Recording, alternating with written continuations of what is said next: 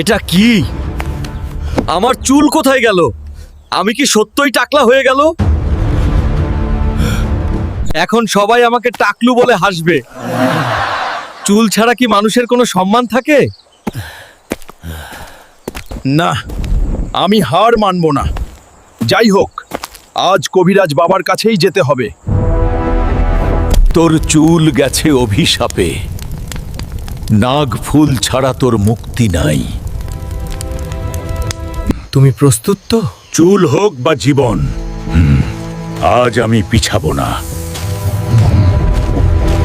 এইটাই নাগফুল।